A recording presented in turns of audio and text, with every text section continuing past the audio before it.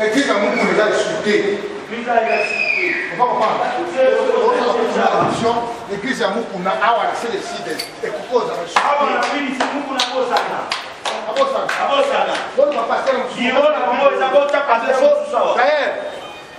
aya pesa biso aya pesa biso que tozo sona la créer la biso moko tozo kanga awa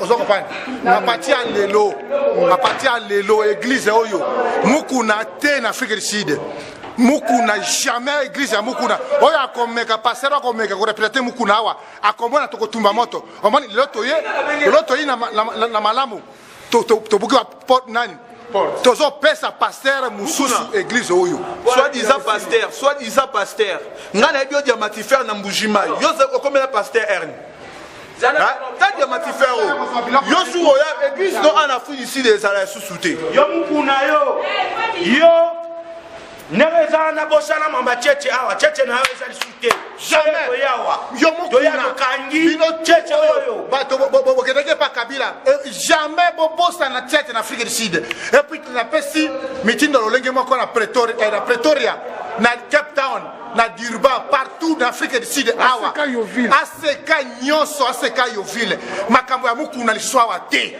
tozo banda ko tambola na babisika tu esika Moukouna ezalaki yo pasteur ozawana soko changer kombote na yo to ko boto na église wana to pesi église wana komi ya yo ozaji pasteur ya Moukouna ozala surtout un serviteur un diable un démon lokola Moukouna. Donc pasteur tout wa bana ko sala église ya Moukouna banda lelo yeba ki église wana komi ya yo changer kombo to koleka wana pona ko expecter to kutika kombo ya Moukouna na yo na église to tumbi moto. Ah bon, merci beaucoup partout vos amis l'État. To yaki en église ya Moukouna église Mobulu dans la minute yo église moko ya Moukouna e ko opérer na Johannesburg société.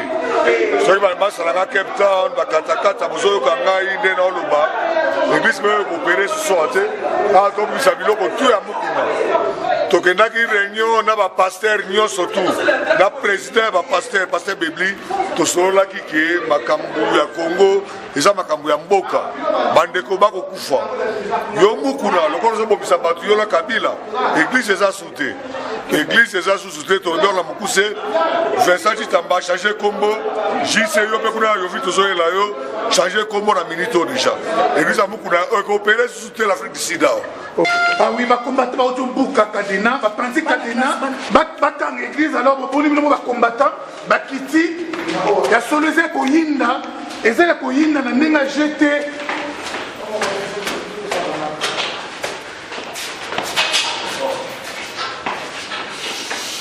Aux hommes va combattre, va Tumbuka, va combattre, va Bouki, il y a solo vraiment. Église comme il y a 27 Chitamba vraiment.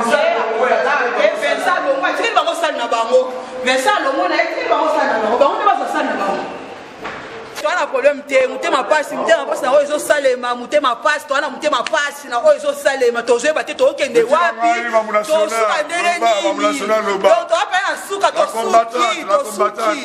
to suki siko buku na linga boma passer Vincent yo lobini te aboma epwani aboma ete jaja aboma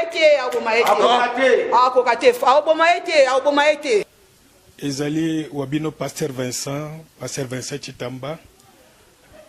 Et c'est vrai, nous avons confirmé que nous avons démissionné de la Tiki ACK. Bato peut-être Bayokaki, mais solo et pas Yabato. Mais nous avons confirmé que nous avons une communauté ACK. C'est ça. Oui, pasteur, on a une communauté ACK. Année passée, l'on a quitté, année au Kouné, l'on a quitté, année à Kuna, l'on a quitté, Kakalelo, l'on a une communauté ACK. Mais ça, c'est la raison, ni n'étendu au Longwa, au Tika, pasteur Mokuna. Na l'on a ACK, la raison est belée. Oyo, nazalaka vraiment patient dans le Bakango.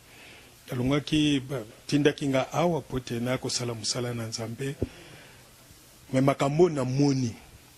Succession makambu ndenge communauté zotambola ndenge biso ba dirigeant tozo kamba na le bité toko ko continuer boyete eza maintes reprises na meki koloba ko seton koloba non tokende nanu boye toyoka nanu peuple oyo tomeka nanu kozonge pa peuple oyo e tozomona résultat moko eza te na nyonso na lokola résultat eza te na patiente nde lelo na décidé na lobi nazolongwa aseka et na longwe pe communauté aseka. Pourquoi? Puisque il faut to compatir na peuple na biso. Peuple na biso ba nyokwama. Peuple ba leli makambu ya église, ba leli makambu ya mboka, ba leli makambu ya esclavagisme tozo vivre. Mais toza ko bouger te, tozo lobelo komo kote, ngai na préféré na bima na aseka. C'est ya mbula sans rival, to sala ka musala ndenge bozomona.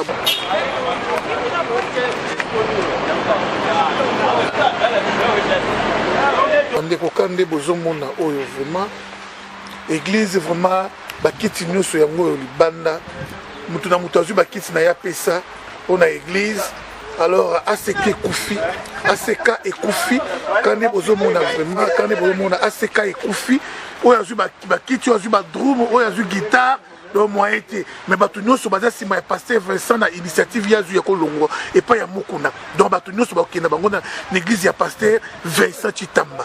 Vraiment merci moi liloba. Pourquoi Panzani? Parce que leader yemoko akoti na makambu ya politique.